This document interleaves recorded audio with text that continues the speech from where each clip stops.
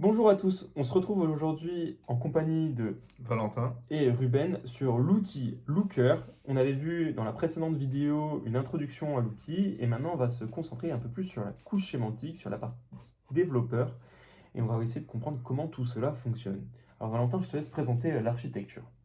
Ça marche. Là, on se retrouve en fait sur notre écran, on se retrouve en fait sur l'interface de la couche sémantique, l'interface de développeur. C'est grosso modo une IDE qui est connectée avec un GitHub ou un GitLab. Où là, en fait, là actuellement, on se retrouve, on a été configuré sur la branche perso Dev Developer Student. Du coup, on peut faire tout et n'importe quoi sur notre branche. On a en fait la possibilité dans l'interface en fait de naviguer dans les différents fichiers. Là, par Ouais. exemple, on navigue sur tous les fichiers, on a des fonctionnalités de configuration Git, de setting de projet, tu vas trop vite, ouais, c'est bon. Tu as aussi le petit remplacer, tu as des contrôles H possibles entre, tu vas chercher dans ton projet, retrouver des informations sur un nom, et changer en masse en fait tes modifs. Mhm. C'est plein de fonctionnalités d'IDE. Et ensuite, à droite, en fait, on retrouve des informations liées au compilateur. Là, on peut cliquer sur le bouton valider de LookML pour vérifier si notre code est valide ou non en termes de LookML. Par exemple, là, si j'ai Voilà, écrit un voilà. truc qui sert à rien, il va nous proposer de sauvegarder, de valider, et il nous affiche bien des erreurs. Ouais, Parce que et c'est ça. c'est pas normal qu'il y ait ce code-là dans notre Ouais. Et il refuse en plus projet. de pusher ton code tant qu'il y a une erreur en fait derrière le compilateur. Ça, c'était une première fonctionnalité. On a aussi la possibilité d'avoir une docu. Une docu en fait sur les fonctions qu'on utilise et pour savoir tous les paramètres à l'intérieur de ces fonctions. Donc là, si on clique ici, par exemple, ça nous renvoie vers la documentation officielle de Google. C'est ça. Si je vais sur un autre fichier, Si tu par vas sur la exemple, vue, oui, sur dimension par voilà, exemple. il y a plein de paramètres possibles qu'on peut renseigner. Ouais, propre au LookML que vous pouvez renseigner et mettre en fait ces modifs dans votre code. Alors, voilà à peu près en fait c'est vraiment une interface où vous êtes configuré avec Git sur une branche perso. Vous avez possibilité de naviguer dans tous les fichiers, faire des modifs en masse en fait sur tous vos fichiers. Et vous avez une documentation et vous êtes lié directement avec le compilateur de LookML du coup. Mhm. Voilà. Vous avez aussi ce petit bouton en haut à droite qui permet de pousser C'est ça. vos modifications sur votre répertoire Git. Donc maintenant qu'on a vu tout ça, ce que je vais vous présenter maintenant, c'est les différents fichiers qui composent en fait un projet Looker. Ok. Un projet Looker, donc comme vous pouvez le voir, ici on a trois fichiers qui existent déjà, les fichiers Explore, les fichiers Modèle et les fichiers .view. Ok. On peut retrouver l'ensemble de ces fichiers en fait ici dans ce petit bouton plus qui résume un peu tous les fichiers qui sont disponibles. Donc le folder qui est un ensemble de fichiers, on a l'habitude de ça si vous êtes utilisateur de Windows ou même n'importe quel autre système d'exploitation. Ensuite vous avez le modèle. Alors un modèle c'est quoi? Pour le coup c'est un ensemble d'explores. C'est ce qui va permettre de regrouper tous les explores au sein du modèle. Vous avez aussi des configurations que vous pouvez renseigner notamment sur le modèle, ce que je pense particulièrement au data group. Data group c'est un système de rafraîchissement de vos données. Vous pouvez dire à Looker, voilà, j'ai envie que ma donnée se rafraîchisse toutes les heures. Donc toutes les heures, il va rafraîchir la donnée, il va refaire des requêtes SQL sur votre base de données. Ça peut avoir un coût, mais ça peut être intéressant si vous savez que votre donnée se rafraîchit tous les jours, par exemple. Ouais, c'est un système de cache en fait, grosso modo. Ok. Exactement. Ensuite, vous avez les vues. Les vues, c'est là où on va définir la table dans Looker. Donc la table, qu'elle vienne de n'importe quelle base de données. Vous allez définir aussi ce qu'on appelle les dimensions et les mesures. Valentin en a déjà parlé dans la précédente vidéo. Donc, c'est des colonnes où vous allez faire des agrégations ou pas sur vos différentes colonnes. Vous allez aussi définir le nom du libellé de la colonne, etc.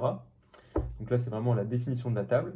Ensuite, le manifeste, c'est là où vous allez renseigner dans l'architecture Hub and Spoke les projets que vous allez réutiliser. Par exemple, il y a un projet qui est transverse à plein d'autres projets. Bah, vous allez le définir dans le project manifest et ce projet-là pourra être réutilisé dans plein d'autres projets à l'avenir. C'est les dépendances en fait. Tu gères les Exactement. dépendances de ton Tout à fichier. fait. Ok. Ensuite, vous avez la possibilité de créer ce qu'on appelle des LookML dashboards. Petite coupure, désolé. On a vu dans la précédente vidéo qu'il y avait des tableaux de bord que les explorers pouvaient créer par eux-mêmes. Et bien en fait, les LookML dashboards, c'est des tableaux de bord qui peuvent être créés par du code. Donc l'avantage que ça a, c'est qu'ils peuvent être transmissibles, ils peuvent être modifiés par du... Enfin, il y a quand même des avantages. On y reviendra spécifiquement peut-être à l'avenir, mais c'est vraiment spécifique. Mais je ne vais pas Ok. rentrer dans les détails. Ensuite, vous avez des documents. Bon, ça, c'est typiquement des fichiers README. Je vais pas... Enfin, vous connaissez. Des local string files, pardon, c'est des fichiers qui vous permettront d'assurer la traduction. Par exemple, si vous avez plusieurs utilisateurs à l'international, eh bien, vous pouvez vous pouvez rendre les traductions des champs, des colonnes automatiquement via ce Ok. fichier string file. Et enfin, les génériques lookml files, eh bien, typiquement, quand on veut créer un fichier explore, on ne peut pas créer un fichier explore, on est obligé d'écrire test.explore.lookml et donc là ça va nous créer un fichier explore par Ok, c'est exemple. pour la création de fichiers Explore notamment. Ok. Ouais, moi j'ai pas eu encore de cas où on a Ok. eu d'autres fichiers que des explores. Donc ça c'était pour la spécificité des fichiers. Je te laisse poursuivre Valentin. Ok, ça marche. Du coup, là, on va aller plus sur comment en fait on utilise notre code. Là, dans notre cas à nous, on a un truc qui fonctionne déjà bien, qui est sur notre branche perso, comme j'ai pu dire précédemment. Et en fait, on a la possibilité de tester ce qu'on a conçu en Explore. Ok. Si tu vas dans Sales, Donc, et dans l'explore j'imagine, ouais. oui, c'est ça, oui, dans l'Explore Sales, pardon, et tu vas aller sur la petite flèche, tu as la possibilité de voir ce que donne ta branche perso d'un point de vue d'un Explorer. C'est-à-dire Ok. en cliquant dessus, oui, Et sur export save, c'est ça? c'est ça, oui, sur Explore Sales, ça va t'ouvrir un nouvel onglet. Et cet onglet, en fait, simule ce que tu as conçu sur ta branche perso. En fait, tu as une instance qui est liée uniquement à ta branche perso et pas à la branche de prod ou la branche de dev. Et en fait, du coup, tu as la possibilité de tester, débugger ton code à ce niveau-là. C'est assez pratique et comme vous pouvez le voir, on a un petit bandeau bleu tout au-dessus qui dit qu'on est en mode développement. Pour passer en mode développement, il faut cliquer ici et sélectionner le petit onglet Ouais. Development Mode. Ouais. Development veut dire en fait que vous passez directement sur la branche perso. C'est votre branche perso, votre branche de dev. Exactement. Quand vous quittez le mode développement, vous êtes à nouveau sur la branche de l'instance, la branche prod ou la branche dev, par exemple. Voilà. Est-ce que c'est clair? Là, on peut tester un peu notre Donnée, ouais. donnée. Oui. On va cliquer sur toutes les dimensions qu'on a utilisées, par exemple, et on va l'exécuter, faire un run. Et donc, on peut aussi rajouter des filtres au besoin. Oui. Mais Et là, là, on voit que notre donnée, du coup, fonctionne bien, notre dev a bien fonctionné. Il n'y a pas d'erreur pour le moment. Après, à voir plus tard, en fait, il faut qu'on synchronise avec les données. Est-ce qu'on a les bonnes données ou pas par rapport à notre table SQL, à notre table sur BigQuery, par exemple. Mais pour le moment, là, en termes de compilation, notre code fonctionne bien. ouais, sinon, on aurait eu une petite erreur C'est ici. ça.